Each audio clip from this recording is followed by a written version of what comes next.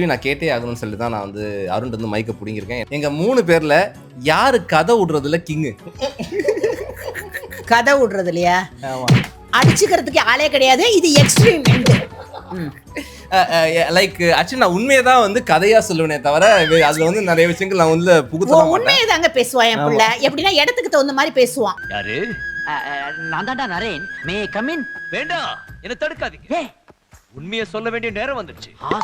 சொல்லு. அவன் எந்த இடத்துல நிக்கிறானோ அந்த இடத்துல உள்ளவங்களுக்கு சாதகமா என்ன பேசணுமோ பேசி உண்மையே பொய்யா பேசுற மாதிரி இருக்கும். பொய்ய உண்மையா பேசுறான். அம்மா என்னையும் சேர்த்து அடிச்சனால இந்த நேரத்துல நான் என் வாக்குமூலத்தை கொடுத்தாவணும். நான் வந்து ஜஸ்ட் ஒரு ஸ்கிரிப்ட் ரைட்டர் தாங்க. ஆனா அரவிந்த் வந்து இவரு ராஜமௌலி. அதாவது நடந்தது இதுதான்டா அரவிந்த்.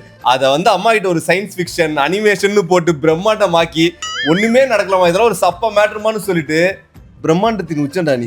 ஏன் அப்படின்னா எங்க அம்மா கிட்ட வந்து எனக்கு பேச ரொம்ப பிடிக்குங்க.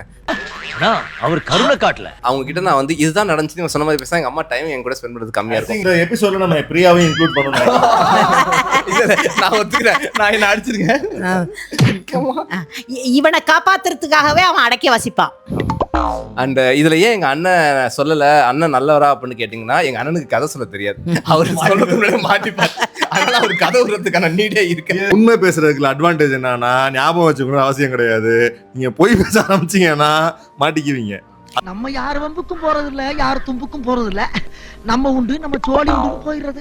அதனால என் நடுப்புள்ள என்ன பண்ணுன்னு கேட்டீங்கன்னா உண்மையும் பேசாது பொய்யும் பேசாது. அது எப்ப பார்த்தாலும் பிஸியா இருக்குன்னு அதையும் அது சொல்லாது. அது தம்பி தான் சொல்லும்.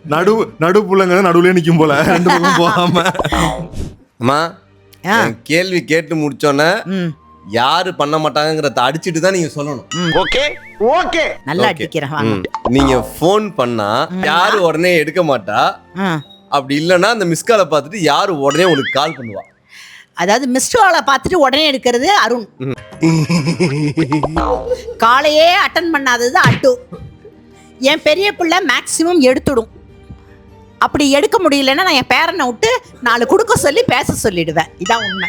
இது இன்னும் ஓரம் வஞ்சன மாதிரி இருக்குல்ல. ஐயோ, இந்த கொஸ்டினுக்கு அம்மா வந்து எனக்கு தெரிஞ்சு நியாயமா இல்ல அம்மா அவன் என்ன சொல்றானா, நீங்க ஆன்சர் சொல்லிட்டீங்க, அது ப்ராப்பரா அடிக்கலன்னு சொல்றான். எனக்கு நான் அடி வாங்குறது எனக்கு பிரச்சனை கிடையாது. ஆனா அடி எங்க அண்ணனுக்கு விழுந்திருக்கும்.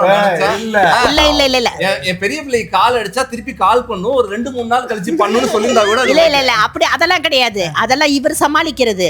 மொத்தத்துல குடும்பத்துல வந்து போனும் எடுத்தாலும் சரி, பக்கத்திலேயே இருந்தாலும் சரி, அந்த போனை வந்து ரெஸ்பாண்ட் பண்ணாத ஒரு ஆள் அரவிந்தன்.